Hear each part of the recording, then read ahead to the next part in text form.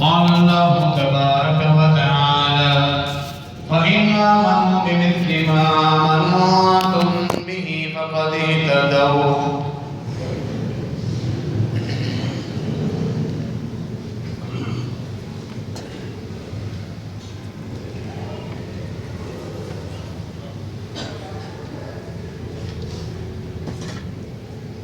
نبی مکرم جناب محمد رسول اللہ صلی اللہ علیہ وسلم پر ایمان لانے والے صحابہ کرام کا مقام و مرتبہ، ان کا ایمان اور عمل، رب العالمین سے تعلق، تقوی، پرہیزگاری، اللہ کی شرعی حدود کا لحاظ، گناہوں سے نفرت، یہ ساری چیزیں اللہ رب العالمین نے قرآن مجید کے اندر مختلف آیات میں بیان فرمائی ہیں۔ اسی طرح احادیث مبارکہ نے صحابہ کے بے شمار ایمان افروز واقعات ہمیں ملتے ہیں۔ صحابہ کے انہی ایمان افروز واقعات کی بنا پر، ان کے اعمال، تقوی اور عمل کی بنا پر اللہ رب العالمین نے صحابہ کرام کے ایمان اور عمل کو قیامت تک آنے والے لوگوں کے لیے ایک کسوٹی قرار دیا ہے کہ قیامت تک آنے والے لوگوں کا ایمان اسی شرط پر اللہ تعالیٰ قبول فرمائے گا جب ان کے ایمان کی اصل وہی ہو جو پیغمبر اکرم صلی اللہ علیہ وسلم کے صحابہ کرام کا ایمان اور ان کا جو دین تھا اور جو طریقہ تھا۔ فرمایا فَإِنْ آمَنُوا بِمِثْلِ مَا آمَنْتُمْ بِهِ فَقَدْ اهْتَدَوْا کہ قیامت تک آنے والے تمام لوگوں کا ایمان ہم اسی وقت قبول کریں گے جب میرے پیغمبر کے صحابہ، ان کا ایمان تمہارے ایمان کے مطابق جس طرح تم ایمان لائے، وہ معیار ہے، کسوٹی ہے، شرط ہے۔ اس کے بغیر صحابہ والے ایمان، ان کے منہج، ان کے طریقے سے جو ہٹ گیا، اللہ تعالیٰ اس کا ایمان اور عمل قبول نہیں کرے گا۔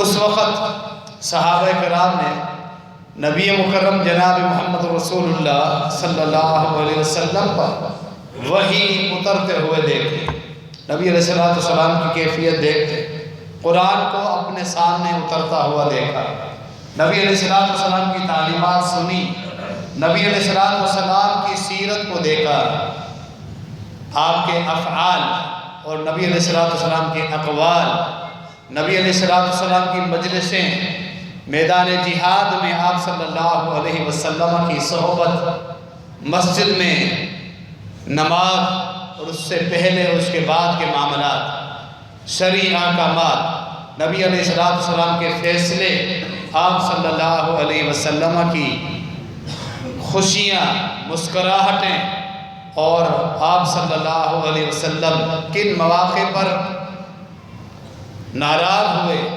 غصہ، رنجیدہ ہونا، ساری چیزیں صحابہ کرام نے اپنی آنکھوں سے دیکھی۔ اس بنا پر دین کو جو صحابہ کرام نے سمجھا، بعد میں آنے والے لوگ کتنے ہی نیک اور پرہیزگار بن جائیں لیکن ان جیسے نہیں بن سکتے جو اللہ رب العالمین نے ان کو تقوی اور ایمان، دین کی سمجھ عطا فرمائی۔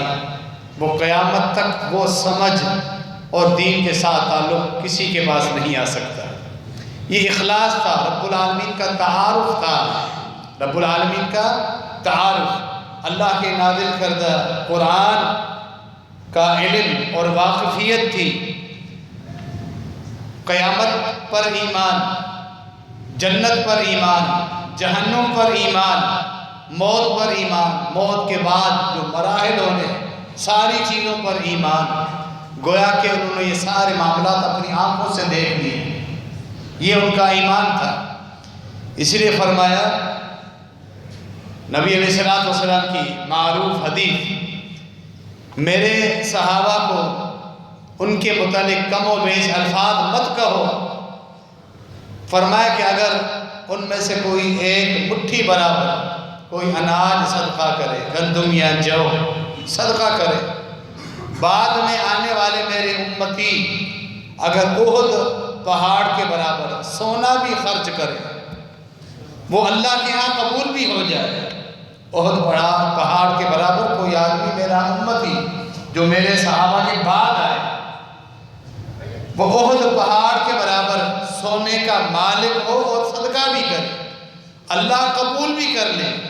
لیکن قبولیت کے باوجود اس کو وہ ثواب اور نیکیاں درجات نہیں ملیں گے جو درجات جو نیکیاں جو ثواب میرے ایک ادنا سے صحابی کو ایک مٹھی بھر گندم صدقہ کرنے کا اللہ رب العالمین عطا فرمائے. رب العالمین کا تعارف اور دین کی سمجھ کی بنا پر وہ نیکیاں اور عبادات کرتے تھے. زندگی اس دنیا کی حقیقت سے وہ واقف تھے.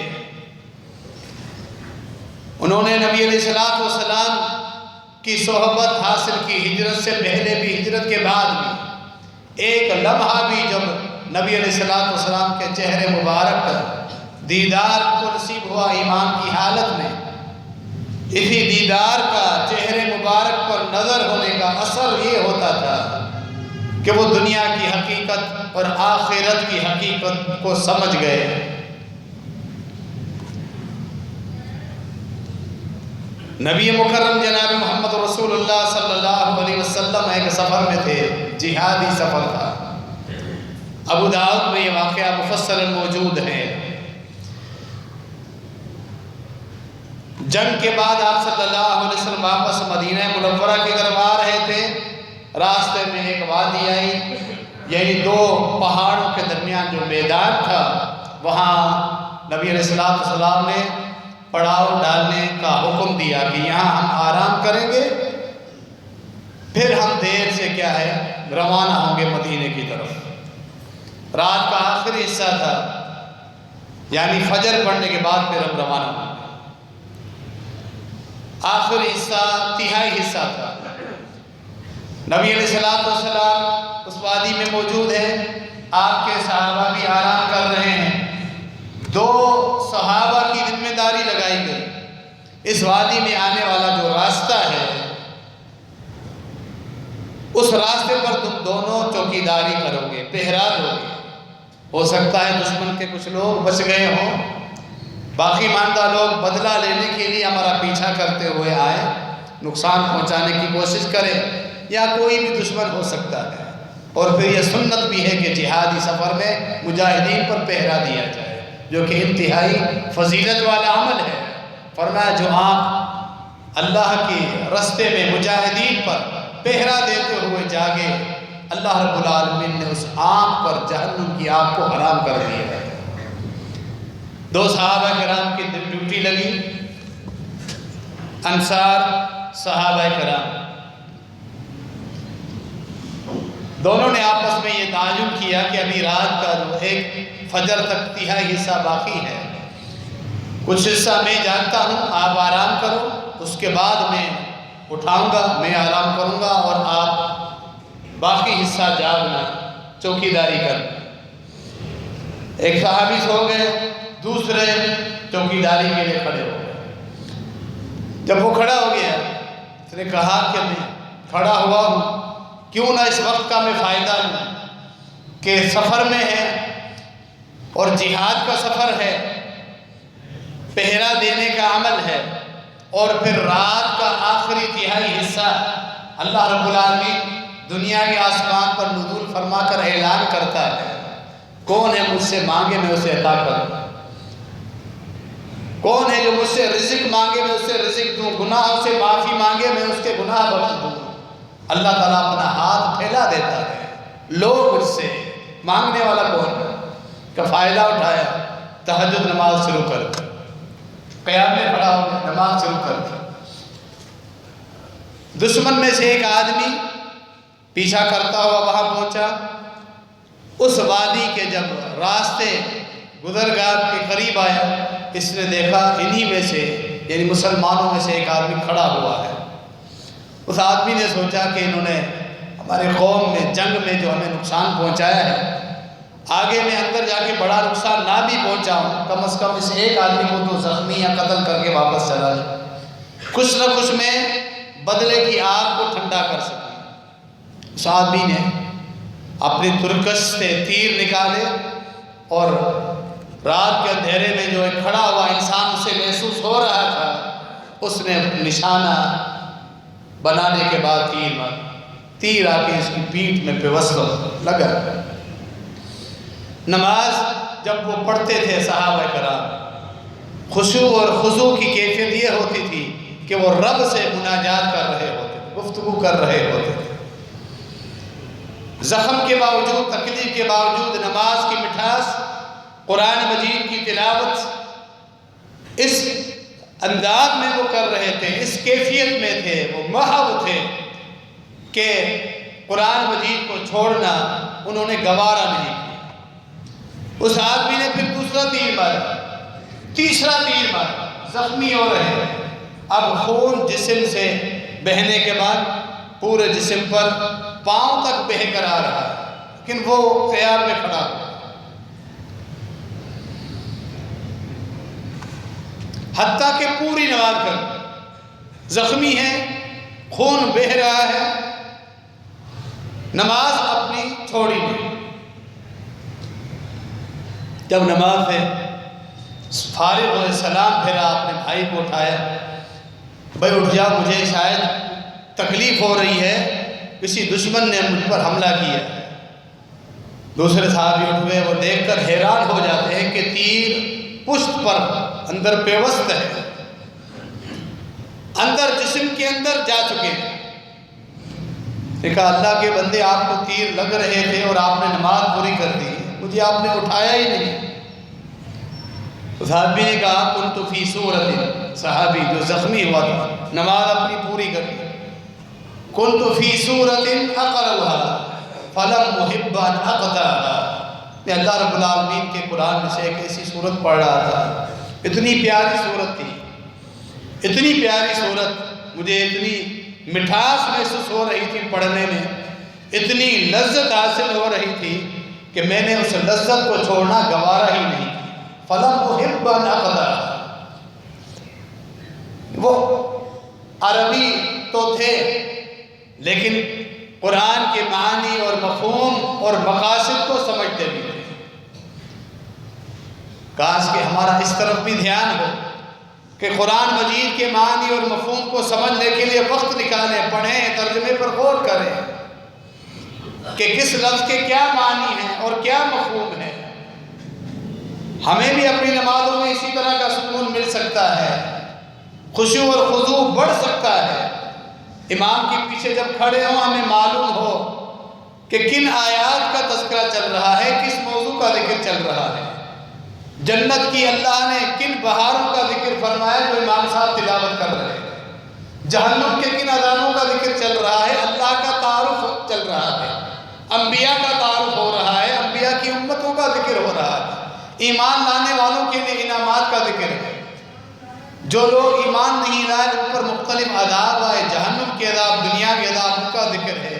وہ سنیں سمجھیں تو ہمارے دل پہ چوٹ بھی لگے، اثر بھی ہو، لیکن یہ چیز نہیں ہے کہ قرآن مجید کے ساتھ ہمارا یہ تعلق ہی نہیں ہے کہ عربی زبان پہ ہم محنت کریں اور سمجھیں، پھر نمازوں میں ہمیں وہ مٹھاس ملے۔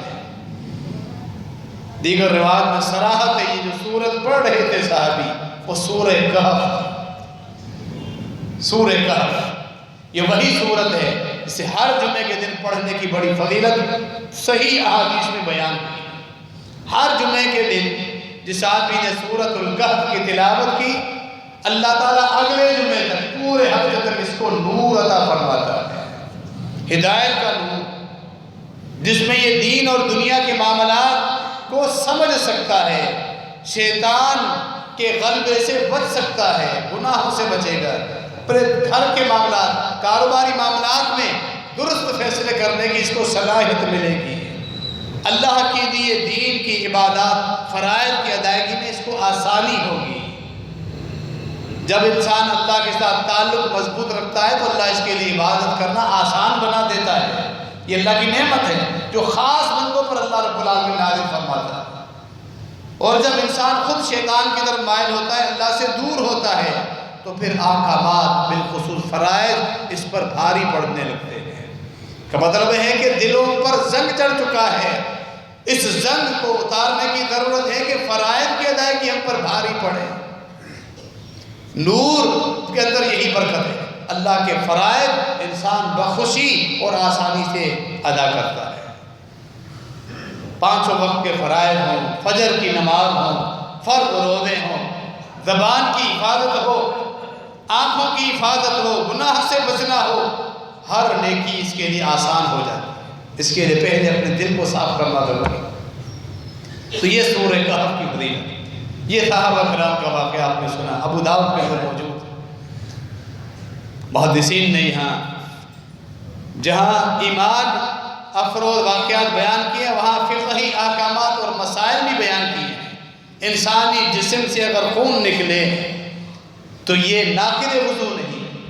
اکثر لوگوں کو اس مسئلے کا علم نہیں کہ اگر جسم سے خون نکلا ہے وہ سمجھتے ہیں اس سے وضو ٹوٹ جاتا ہے، یہ ناقض وضو نہیں۔ کیونکہ نبی علیہ السلام کے زمانے مبارک میں کوئی اگر ایسا معاملہ ہو جو شریعت سے ٹکراتا تھا، فوراً وحی اترتی تھی اور آپ صلی اللہ علیہ وسلم اپنے صحابہ کی تنبیہ فرماتے تھے، یہ مسئلہ اس طرح نہیں، اس طرح۔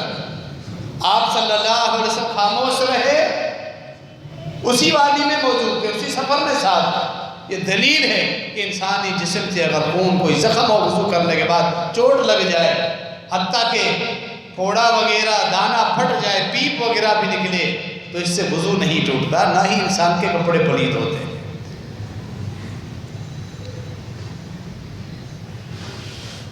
صحیح بخاری کے اندر صحابہ کرام کے ان واقعات میں سے ہمیں ایک واقعہ ملتا ہے غزوہ سیف البحر کے نام سے۔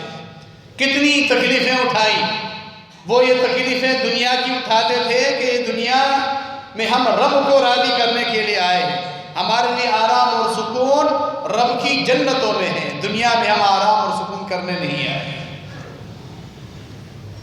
غزوہ سیف البحر، سمندر کے کنارے والا غزوہ، نبی علیہ السلام نے اپنے صحابہ کرام جن کی تعداد تقریباً 300 کے لگ بھگ تھی،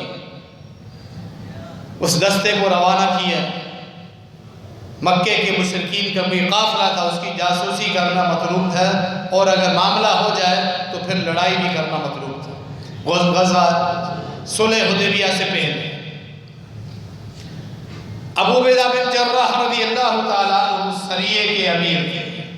سفر جب شروع ہوا، دوران سفر صحابہ کرام کا زادرہ، کھانے پینے کی چیزیں جو مسافر ساتھ رکھتا ہے، وہ ختم ہو گئی۔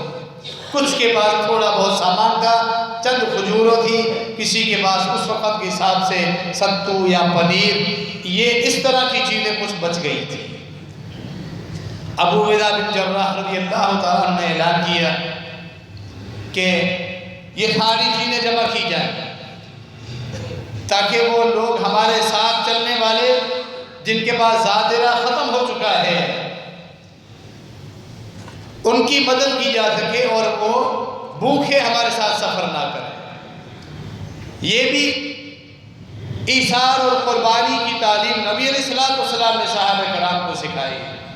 قافلے میں تمہارے ساتھ چلنے والے جو لوگ ہیں، ان میں سے کچھ کے پاس اگر مال، زادرہ، نان و نفقہ، راشن وغیرہ ختم ہو گیا ہے، جن کے پاس موجود ہو، انہیں چاہیے کہ وہ ان کی مدد کریں، ان کو ساتھ بٹھائیں۔ حتیٰ کہ صحیح بخاری کے اندر یہ ایک حدیث ہے، اشعری قوم کی تعریف فرمائی نبی علیہ السلام نے، فرمایا کہ مجھے اشعری اور یمن کا ایک قبیلہ ہے، سیدنا ابو موسیٰ اشعری رضی اللہ تعالیٰ جو معروف صحابی اسی قبیلے کے ساتھ تعلق تھا، فرمایا کہ مجھے ان کی ایک خوبی بڑی محبوب اور پسند ہے، اس خوبی کی بنا پر میں کہتا ہوں ہم منی وانا منہم، بہت بڑا شرف اشعری قبیلے کو عطا کیا نبی مکرم جناب محمد رسول اللہ صلی اللہ تعالی علیہ وسلم نے۔ فرمایا کہ میں اور اشعری دونوں ایک ہیں، گویا کہ میں اس صفت کی بنا پر انہی میں سے ہوں اور وہ مجھ سے، کوئی فرق نہیں۔ اتنی محبت کیوں؟ وہ کیا صفت تھی؟ یہی فرمایا یہ لوگ جب اپنے سفر میں ساتھ نکلتے ہیں، ان کے کچھ لوگوں کے پاس جب زادرہ ان کا توشہ ختم ہو جاتا ہے، پھر کیا کرتے ہیں سارے لوگ اپنا اپنا توشہ جن کے پاس بچا ہوتا ہے وہ لے کر آتے ہیں، پھر جب تک سفر چلے اکٹھے ساتھ کھاتے رہتے ہیں، اکٹھے، جن کے پاس نہیں ہوتا ان کا کام ہو جاتا ہے۔ ایثار اور قربانی جو مسلمانوں میں مطلوب ہے، نبی علیہ السلام نے اس صفت کی تعریف فرمائی۔ یہ جو سفر کا واقعہ ہے غزوہ سیف البحر، یہاں بھی ایسے ہوا، لیکن سفر کچھ لمبا ہو گیا، پورے قافلے کا جو توشہ تھا وہ بالآخر ختم ہو گیا۔ ابو ہریرہ رضی اللہ تعالیٰ عنہ اس قافلے میں شریک تھے، جابر بن عبداللہ رضی اللہ تعالیٰ عنہ اس قافلے میں شریک تھے۔ وہ کہتے ہیں کہ ہمیں سفر کے دوران روزانہ 3 کھجور ملتی، پھر کم ہوتی گئی، بالآخر یہ بھی ہوا ہمیں 24 گھنٹوں میں ایک کھجور ملتی، ایک کھجور 24 گھنٹوں میں۔ شاگرد جو یہ واقعہ سن رہے ہیں انہوں نے کہا کہ پھر آپ کیسے گزارا کرتے تھے، ایک کھجور سے کیا ہوتا تھا؟ وہ فرمانے لگے کہ جب آپ آگے تو سنو، آگے وہ ایک کھجور بھی ختم ہو، کچھ بھی نہیں بچا، ہمیں پھر احساس ہوا کہ وہ ایک کھجور کچھ نہ کچھ کر رہی تھی، کچھ فائدہ دے رہی۔ ہم بچوں کی طرح جیب سے وہ کپڑے سے کھجور نکالتے اور اسے کھاتے نہیں، چوستے تھے، چوستے رہتے تاکہ یہ زیادہ چلے۔ یہ ساری قربانیاں جہاد کے سفر میں پیغمبر اکرم صلی اللہ علیہ وسلم کے صحابہ کرام نے دی۔ فرماتے بعد میں جب وہ ایک کھجور بھی ختم ہو گئی، اب ہمیں راستے میں جہاں جنگل کے درخت ملتے ہم درخت کے پتے جھاڑتے، وہاں کوئی نہر کوئی پانی مل جاتا، اس پانی میں ان پتوں کو ہم بھگوتے، پھر نرم کر کے ان پتوں کو ہم کھاتے تھے۔ جنگلی پتے، درختوں کے پتے وہ ہم کھاتے تھے۔ انسان ظاہر انسان تو درخت کے پتے اور گھاس تو نہیں کھا سکتا نا، فرمایا وہ پتے کھانے کی وجہ سے ہماری باچھیں پھٹ گئی تھی، ہماری باچھیں پھٹ گئی تھی، نشان پڑ گئے تھے منہ پر، چھالے پڑنے لگے تھے۔ اسی بنا پر اس واقعے کا ایک اور نام، اس جہادی سفر کا ایک نام سیف البحر، آگے سمندر کا ذکر ہے، سمندر کے کنارے والا سفر۔ دوسرا نام ہے جیش الخبر، پتے کھانے والا لشکر، پتے کھانے والا لشکر جنہوں نے جہاد فی سبیل اللہ میں سفر کیا، توشہ ختم ہوا، اللہ رب العالمین کے حکم پر، نبی علیہ السلام کے حکم پر نکلے تھے، جنگل کے پتے بھی کھائے تھے۔ پھر اللہ رب العالمین نے اس تکلیف کے بعد جو آسانی دی، کہتے ہیں چند دن جب ایسے گزر رہے تھے ہمارے، ہم سمندر آ گیا، سمندر کے کنارے پر چل رہے تھے، ایک بہت بڑی مچھلی جو سمندر میں ہی مر چکی تھی وہ تیرتی ہوئی آ کے کنارے پہ لگی۔ رزق رزقنا اللہ تعالی، اللہ کی طرف سے رزق تھا جو اللہ نے پھر ہمیں عطا کیا۔ تکلیف کے بعد اللہ کی طرف سے ایک انعام آیا تھا ہمارے پاس، بہت بڑی مچھلی۔ کہتے ہیں وہ مچھلی مردہ تھی، جب سب تیرنے کے بعد یہاں کنارے پہ پہنچی، ہم نے مچھلی کو پکڑ کے سنبھال کے آگے لے کر آئے، اس کا گوشت ہم وہاں 19 دن تک کھاتے رہے۔ چربی سے جو تیل نکلا ہم نے جسموں کو ملا، بالوں پر تیل کی مالش کرتے تھے، وہ گوشت ہم مچھلی کا پکا پکا کر کھاتے رہے، ساری تکلیفیں ہماری دور ہو گئی۔ خوب پھر ہمارے جسم جو کمزور پڑنے لگے تھے وہ تندرست ہو گئے، صحیح ہو گئے۔ اتنی بڑی مچھلی تھی، اس کے آنکھ کے کھوپے میں، صرف آنکھ کے کھول میں 8 صحابہ کرام کیا ہے آ سکتے، اتنی بڑی پڑا جائے۔ جس طرح کئی ٹن وزنی مچھلیاں ہوتی ہیں، وحیل مچھلی یا شارک کی کچھ اقسام ہیں، اس طرح کی کوئی مچھلی تھی۔ کچھ احادیث میں اس مچھلی کا نام اس وقت عربی کی زبان میں امبر، عین کے ساتھ امبر مچھلی کے نام سے بھی اس کی صلاحت ہے۔ اتنی بڑی مچھلی، سمندر کا بہت بڑا جانور سمجھے اللہ نے ان کے لیے۔ فقہاء نے یہاں بھی شرعی احکامات نکالے ہیں۔ سمندر کیا جانور جو سمندر میں ہی رہتا ہے وہ سب کے سب حلال ہے۔ جو سمندر میں ہی رہ سکتے، باہر نکلے تو مر جائیں، جیسے مچھلی کی ساری اقسام ہیں۔ اور اگر وہ پہلے ہی مرا ہوا، جیسا کہ یہ واقعہ ہے، وہ بھی حلال ہے۔ لازمی نہیں کہ مچھلی کو پکڑو، پھر وہ مرے باہر خشکی میں پھر حلال ہے۔ اگر پہلے ہی مری اس کے اندر اگر بدبو وغیرہ نہیں ہے تو انسان کھا سکتا ہے، حلال، جیسا کہ صحابہ کرام نے کہا۔ اللہ رب العالمین نے ان کو نعمتوں کی تکلیف کے بعد یہ آسانی دی، حتیٰ کہ جب واپس مدینہ پہنچے اس مچھلی کے گوشت کا کچھ حصہ بچا کر گئے مدینہ۔ نبی علیہ السلام کو واقعہ بتایا، اللہ کے رسول ہم نے اس طرح سفر کیا، تکلیفیں برداشت کی، اللہ رب العالمین کا یہ رزق پھر ہمارے سامنے آیا۔ پوچھا تمہارے پاس کچھ ہے مچھلی کا، کچھ گوشت لائے ہو؟ صحابہ کرام نے کہا جی ہاں اللہ کے رسول ہم لائے ہیں۔ نبی علیہ السلام کو تو فتن دیا گیا، آپ صلی اللہ علیہ وسلم نے اس مچھلی کو تناول فرمایا، کہا کہ اللہ کا خصوصی رزق ہے جو میرے صحابہ کو اللہ نے عطا فرمایا۔ ابو موسیٰ اشعری رضی اللہ تعالیٰ عنہ غزوہ ذات الرقاع کا ذکر فرماتے ہیں۔ غزوہ ذات الرقاع، چیتھڑے، پرانے کپڑے اور ٹکڑے پاؤں میں باندھنے والا جہاد غزوہ، کہتے ہیں نبی علیہ السلام نے ہمیں روانہ کیا، اس وقت غربت اور فقیری کا عالم یہ تھا کہ ہر کسی کے پاس پہننے کے لیے، پاؤں میں پہننے کے لیے جوتے بھی نہیں ہوتے تھے، اور سواریوں کی بھی کمی تھی۔ ایک اونٹ 8 صحابہ کرام کے لیے۔ دستہ روانہ ہوا، سریہ روانہ ہوا دشمن کی طرف، عرب کی تپتی ہوئی ریت، ریگستان، ریت کے ٹیلے، وہ چڑھ رہے ہیں پھر اتر رہے ہیں، سفر کر رہے ہیں۔ جب ریت میں دھوپ آتی ہے تو سخت گرم ہوتی ہے، سردیوں میں سخت ٹھنڈی ہو جاتی ہے اور گرمیوں میں سخت گرم، ننگے پاؤں سفر کر رہے ہیں۔ کتاب المغازی میں امام بخاری رحمہ اللہ یہ واقعہ لائے، کتاب الجہاد میں بھی لائے اور باقی مقامات پر بھی لائے۔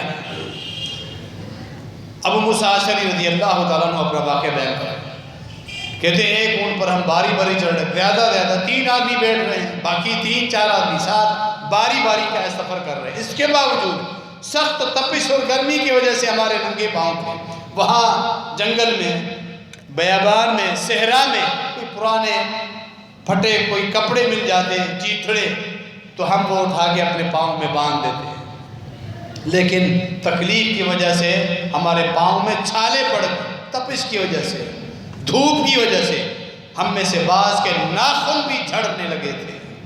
ساری تکلیفیں کہتے ہیں ہم نے برداشت کی۔ ابو موسیٰ رضی اللہ تعالیٰ عنہ نے پہلی مجلس ہوئی، صاحب اپنے شاگردوں کو، تابعین کو یہ واقعہ بتایا۔ اس کے بعد کچھ تابعین آئے اور تفصیل کے لیے جب آئے تو ابو موسیٰ رضی اللہ تعالیٰ عنہ اس واقعے کو زیادہ بیان نہیں کرتے تھے، پھر فرماتے تھے مجھے ڈر لگ رہا ہے، اللہ کے لیے ہم نے جو قربانیاں کی کہیں میں بتا کر ریاکاری کا شکار نہ ہو جاؤں کہ ہمیں اس تکلیف کا اجر تو اللہ دے گا، لوگوں سے کیوں میں بار بار بیان کروں، تو بعد میں پھر بیان نہیں کرتے تھے۔ صحابہ کرام کی زندگی کے واقعات، صحابہ صحابیات ہمیں احادیث میں بے شمار ملتے ہیں، جنہیں دیکھ کے ہمارا بھی ایمان بڑھ جاتا ہے اور پھر صحابہ کرام سے محبت ہمیں بڑھ جاتی ہے کہ رب العالمین کے ساتھ انہیں کس طرح تعلق تھا، وہ کس طرح شرعی حدود کے مطابق زندگی گزارتے تھے، گناہوں سے کس طرح سخت نفرت کرتے تھے۔ سیدنا ابوبکر صدیق رضی اللہ تعالیٰ عنہ جب امیر المومنین بنے، خلیفہ اول، خلیفہ بلا فصل، تو ان کے ایک غلام تھے، صحیح بخاری میں واقع آتا ہے ان کے غلام کا، ان کے پاس کھانے کی کوئی چیز لے کر آئے، آقا تھے، غلام کھانے کی کوئی چیز لے آئے تو آقا کھا سکتا ہے، پورا تصرف حق ہے آقا کا۔ جب وہ تناول فرمائی، کھا چکے، تو وہ غلام کہنے لگا امیر المومنین آپ کو پتا ہے یہ جو میں نے آپ کو چیز دی آپ نے کھائی، یہ مجھے کیسے ملی؟ بتاؤ کیسے ملی؟ کہا کہ اسلام سے پہلے جاہلیت میں دھکے مارتا تھا، لوگوں کی ہاتھوں کی لکیریں دیکھ کے دھکے مارتا تھا، تیرا یہ معاملہ ہوگا، تیرا یہ معاملہ ہوگا۔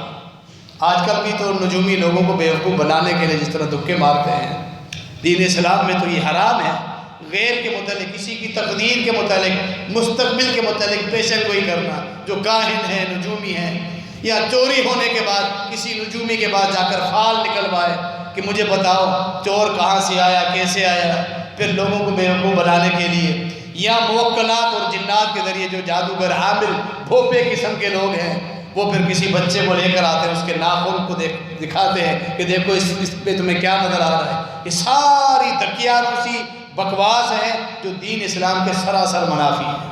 اسلام میں ان کی کوئی گنجائش نہیں۔ اخبارات میں دیکھو، میگزین میں دیکھو، آپ کا ہفتہ کیسا رہے گا، حتیٰ کہ حالت یہ ہے کہ جو موبائل فون کی کمپنیاں ہیں، موبائل فون کی مختلف کمپنیاں ہیں، وہ بھی یہ پیکیج دے رہی کہ آپ یہ پیکیج کریں، ہم آپ کو بتاتے رہیں گے آپ کا یہ ہفتہ کیسا رہے گا۔ یہ ساری چیزیں اسلام کے منافی ہیں، اسلام میں ان کی کوئی گنجائش نہیں۔ قُلْ لَا يَعْلَمُ مَنْ فِي السَّمَاوَاتِ وَالْأَرْضِ الْغَيْبَ إِلَّا اللَّهُ، قرآن میں واضح ہے۔ زمین و آسمان میں کتنی بھی مخلوقات ہیں، اللہ کے علاوہ کل کیا ہونا ہے، بعد میں کیا ہونا ہے، کوئی نہیں جانتا۔ عالم الغیب صرف اللہ رب العالمین کی ذات ہے۔ لوگ اس چیز پہ پڑے ہوئے ہیں۔ تو اس آدمی نے کہا کہ میں جاہلیت میں اسی طرح کاہنیت کرتا تھا، نجومی تھا۔ ایک آدمی کو دھکا مار دیا، ابھی وہ آیا میرے پاس، یعنی کئی سالوں کے بعد میرے پاس وہ تحفہ لے کر آیا، اس کا انعام لے کر آیا، تو نے یہ بات مجھے بتائی تھی تیرا معاملہ ایسے ہونا ہے، میرا یہ معاملہ واقعتاً ایسے ہوا۔ ان کے دھکے بھی لگ جاتے ہیں۔ اور اکثر ان کو دیکھو نجومیوں کو، یا جو میگزین یا اخبار میں جو وضاحت آتی ہے آپ کا یہ ہفتہ کیسا رہے گا، عمومی طور پہ وہی باتیں ہوتی ہیں جو اکثر و بیشتر انسانوں کی زندگی میں ہوتی رہتی ہیں۔ اس ہفتے آپ بہت زیادہ مصروف رہیں گے، دوستوں کو ٹائم زیادہ دینا پڑے گا، گھر والوں کو ٹائم کم دیں گے، کاروبار میں کچھ تنگی آئے گی، وغیرہ وغیرہ۔ ایسی باتیں جو تقریباً ہر آدمی کے ساتھ ویسے ہی چلتی رہتی ہیں۔ یہ پڑھتا ہے کچھ وجہ یار بالکل اس نے صحیح بات کی، ہر آدمی کے ساتھ یہ مسائل چل رہے ہیں۔ اسی قبیل سے ایک چیز یہ بھی ہے کہ انگوٹھی کا پتھر اپنی اس تقدیر درست کرنے کے لیے پہننا، کہ یہ پتھر میرے نام کے یا جس مہینے میں پیدا ہوا تھا اس کے موافق ہے، جس سے مجھے نقصان کم ہوگا اور فائدہ زیادہ ہوگا۔ یہ ساری دقیانوسی ہے، اسلام میں ان چیزوں کا کوئی تصور نہیں ہے۔ اسی قبیل سے یہ چیز بھی ہے لوگوں کی گمراہی کی علامت، بہترین نئی مہنگی گاڑی لی، اس پر کسی بچے کا جوتا ٹانگ دیا، جوتا لگا دیا، یہ اس کو نقصان دے بچے۔ یہ ساری جاہلیت ہے، جاہلیت کے معاملات۔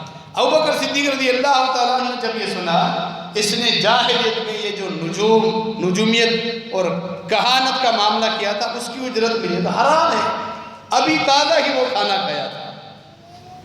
امت کے افضل ترین انسان، اللہ کے رسول صلی اللہ علیہ وسلم کے بعد اس امت کے افضل ترین انسان فوراً جب یہ سنا، کیسے برداشت کر سکتے تھے کہ ایک حرام کا لقمہ، ایک لقمہ بھی میرے پیٹ میں جائے، فوراً اپنے منہ کے اندر کوے تک انگلی لے گئے، منہ کے اندر انگلی ماری حلق تک، تاکہ الٹی کر دوں۔ جب انسان حلق تک انگلی مارے تو جو کھایا ہوتا ہے تارا وہ واپس نکل آتا ہے، فوراً جو کچھ کھایا تھا الٹی کر کے نکال دیا کہ یہ تو حرام ہے، تو تم نے مجھے حرام کھلا دیا۔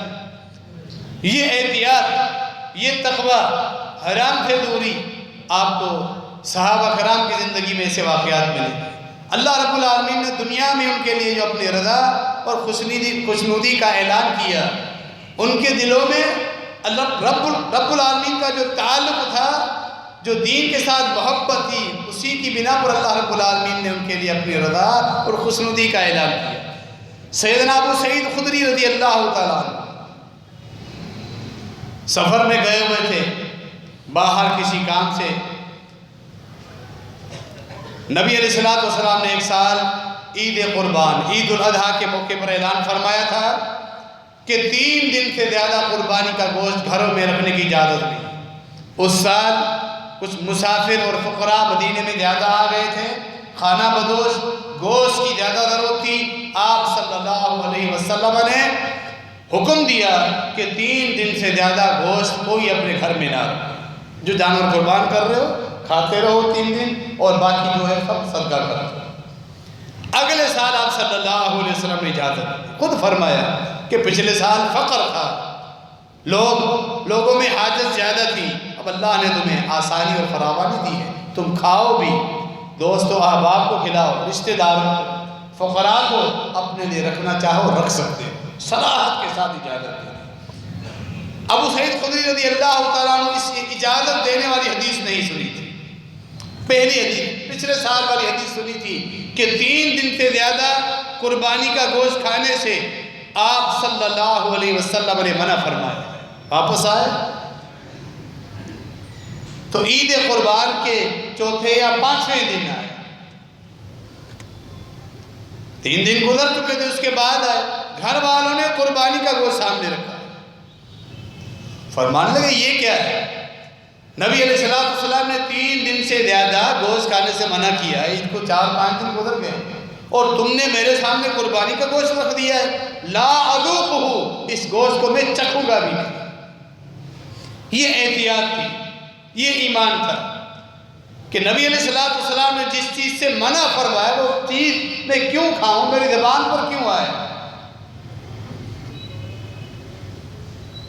پھر جب باہر جاتے ہیں تو ابو قتادہ رضی اللہ تعالیٰ عنہ سے ملاقات ہوتی ہے، گھر والے بتاتے ہیں لیکن مطمئن نہیں ہوتے، ابو قتادہ رضی اللہ تعالیٰ عنہ سے ملاقات ہوتی، پوچھتے ان سے معاملہ، وہ وضاحت کے ساتھ بتاتے ہیں، اے ابو سعید، واقعتاً 2 سال پہلے آپ صلی اللہ علیہ وسلم نے منع فرمایا تھا، پچھلے سال ہی یا اس سال ہی نبی علیہ السلام نے خود اس پرانے حکم کو منسوخ کرا دیا ہے اور گوشت رکھنے کی اجازت۔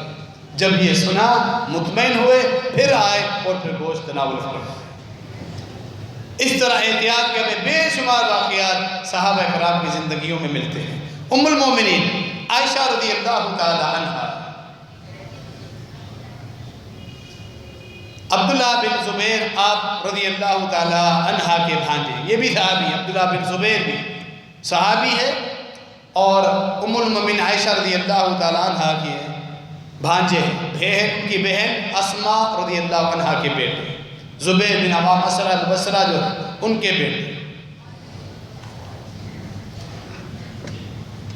ام المومنین عائشہ رضی اللہ تعالیٰ عنہ بہت زیادہ صدقات اور خیراتیں کیا کرتی تھی، کسی بھی طریقے سے جو مال آتا تھا وہ صدقہ کر دیتے تھے، بہت زیادہ صدقات۔ ایک مومن کے لیے نوافل میں یا رب العالمین کی قربتیں حاصل کرنے کے لیے، دنیاوی پریشانیاں دور کرنے کے لیے، آخرت کے مراحل میں آسانی کے لیے، موت میں آسانی کے لیے، سکرات الموت میں تخفیف کے لیے، قبر کے عذاب سے بچنے کے لیے، میدان حشر کی تنگیوں سے بچنے کے لیے، پل صراط پر آسانی سے تجاوز کرنے کے لیے، نامہ اعمال تقسیم ہو، میرا حساب آسان ہو، اعمال کا وزن کیا جائے، میرے اعمال کا وزن بھاری ہو،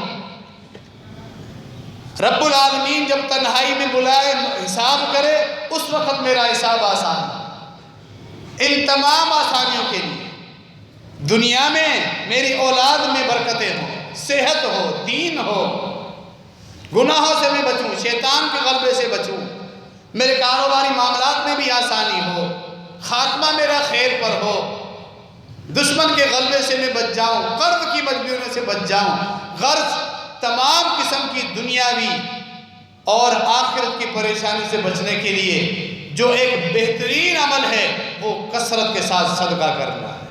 جتنی اللہ توفیق دے صدقہ انسان کرتا رہے، نکالتا رہے، رب العالمین کی قربتیں اور محبتیں بھی ملیں گی اور اللہ دین دنیا کی پریشانیاں بھی دور کرتا ہے۔ ام المومنین عائشہ رضی اللہ عنہ کثرت کے ساتھ صدقات کیا کرتی ہے، کثرت کے ساتھ، حتیٰ کہ آپ کا ایک پلاٹ تھا، ایک جگہ تھی، صدقہ کرنے کی نیت سے اس پلاٹ کو بیچا، اس وقت کے اعتبار میں 40,000 درہم میں وہ بیچا گیا، جو مال آتا تھا صدقہ کر دیتے، وہ 40,000 درہم سب کے سب ایک ہی موقع پر صدقہ کر اللہ کو راضی کرنے کے لیے یکمشت سب کے سب صدقہ کرنے کا اعلان کر دیا۔ عبداللہ بن زبیر رضی اللہ تعالیٰ عنہ کے علم میں بات آئی تو تھوڑا تعجب کرنے لگے۔ ام المومنین اپنی خالہ، تمام مومنوں کی والدہ عائشہ رضی اللہ عنہ کے متعلق، بڑے محبوب بھی تھے عائشہ رضی اللہ عنہ کو، خود بھی بہت زیادہ محبت کرتے تھے، لیکن اس وقت انہیں تعجب لگا، حتیٰ کہ مجلس میں اپنے ساتھیوں سے عبداللہ بن زبیر نے کہا کہ میری خالہ ام المومنین کو اب تو روکنا پڑے گا، اتنے صدقات کرتی ہے، کچھ بھی نہیں رکھتی، اب ان کا ہاتھ روکنا پڑے گا۔ یہ الفاظ مناسب نہیں تھے، محبتیں اپنی جگہ، لیکن جب ام المومن عائشہ رضی اللہ عنہ کے علم میں بات آئی، یہ لفظ پہنچے کہ عبداللہ بن زبیر نے آپ کے متعلق یہ الفاظ کہے، بہت زیادہ دکھ ہوا، ناراض بھی ہوئی۔ صحیح بخاری میں یہ واقعہ مفصلاً موجود ہے، حتیٰ کہ پھر قسم اٹھائی، اتنی ناراض ہوئی، اتنی ناراض، قسم اٹھائی، نظر مانی کہ اب میں عبداللہ بن زبیر سے بات نہیں کروں گی، کلام نہیں کروں گی، قطع کلامی کی نظر مانی، قسم اٹھائی۔ عبداللہ بن زبیر کو جب پتہ چلا بہت پریشان، افسوس تو ہوا، احساس تو ہوا، یہ لفظ میں نے کیوں کہے، لیکن اب عائشہ رضی اللہ تعالیٰ عنہ کو کیسے راضی کریں، کیسے منائیں، بڑی سفارشیں کروائی، حتیٰ کہ حدیث میں شرح میں صراحت ہے، مہاجرین صحابہ کرام کے ذریعے سفارش بھجوائی کہ ام المومنین ہم سب کی والدہ ہیں آپ عبداللہ بن زبیر کو معاف کر دیں، فرمایا نہیں معاف کروں، میں ان سے کلام نہیں کروں گی، بات بھی نہیں کروں، میں نے نظر مانی ہوئی ہے، والنظر شدید، اللہ کے لیے جو نظر مانے اس نظر کو پورا کرنا فرض ہو جاتا ہے، اور نظر ماننے کا معاملہ انتہائی سخت ہے، میں اپنی نظر کو کیسے توڑ سکتی ہوں، قسم کو کیسے توڑ سکتی ہوں، میں بات نہیں کروں۔ بڑا زور لگایا عبداللہ بن زبیر نے، مطمئن نہیں ہو رہی۔ نظر کا مطلب یہ ہوتا ہے یہ عبادت ہے، صرف اللہ کے لیے نظر مانی جاتی ہے، نظر ہو، نیاز ہو، سب اللہ کے لیے، نظر بھی اللہ کے لیے، نیاز بھی اللہ کے لیے، ساری عبادات، نیاز مطلب مالی صدقہ کرنا، یہ بھی اللہ کا حق ہے، ہمارا مال، ہماری عبادتیں، ہمارے رکوع، ہمارے سجدے، یہ سب اللہ کے لیے ہیں، غیر اللہ کے نام پہ مالی صدقہ ہو، نیاز کے نام پہ ہو، یہ شرک ہے، حرام ہے۔ فرمایا کہ یہ نظر یوفون بالنظر وَيَخَافُونَ يَوْمًا كَانَ شَرُّهُ مُسْتَطِيرًا، اللہ نے اپنے مومن بندوں کی نشانی بتائی، جب نظر مانتے ہیں تو انہیں پورا کرتے ہیں، وہ آخرت کے دن سے ڈرتے ہیں، اور نظر کو پورا کرنا اہل ایمان کی نشانی ہے۔ نظر وہ ہوتی ہے جو ایک عبادت نفل ہو، لیکن انسان جب نیت کر لے، قسم اٹھا لے، اس پر وہ چیز فرض ہو جاتی ہے۔ بالآخر عبداللہ بن زبیر کو ایک بات سمجھی، نبی علیہ السلام کے جو ننیال تھے، خاندان تھا، بنو زہرہ کے دو صحابہ کو لے کر کہ ان کے ذریعے شاید وہ سفارش قبول کر لیں کہ نبی علیہ السلام کے اہل بیت خاندان والے ہیں، بنو زہرہ کے دو صحابہ ہیں، مسور اور عبد الرحمن بن عبد یغوث، دونوں آئے، دونوں کو کہا کہ تم دونوں چلو ام المومن عائشہ کے پاس، تم اجازت دے کے صحن میں رہنا، میں اندر چلا جاؤں گا کمرے میں تمہارے ساتھ ہوں۔ دونوں آئے، دروازے پر اجازت طلب کی، سلام کیا، اندر سے سلام کا جواب آیا، ہم اندر آ جائیں، کہا کہ آ جاؤ اندر، مسائل پوچھنے کے لیے، حال احوال معلوم کرنے کے لیے صحابہ کرام آتے تھے، پردوں کے باہر صحن میں بیٹھتے تھے اور بات چیت کرتے تھے۔ ہم ندخل کلنا، عبداللہ بن زبیر بھی ان کے ساتھ کھڑے ہوئے ہیں، چادروں میں چمٹ کے، دونوں کی چادروں میں۔ عائشہ رضی اللہ عنہ سمجھ رہے کہ شاید یہ دونوں ہیں، جی ہاں اجازت دی، جی ہاں سب داخل ہو جائیں۔ دونوں صحن میں آتے ہیں، عبداللہ بن زبیر کیونکہ بھانجے تھے اندر چلے جاتے ہیں اور اپنی خالہ کو چمٹ جاتے ہیں، رو رہے ہیں اور اصرار کر رہے ہیں کہ خالہ جان مجھے معاف کر دے، خالہ جان مجھے معاف کر دے، اور باہر جو بنو زہرہ کے دونوں صحابی نبی علیہ السلام کے خاندان، وہ دونوں اصرار کر رہے ہیں، ام المومنین آپ انہیں معاف کر دیں، ام المومنین آپ انہیں معاف کر دیں۔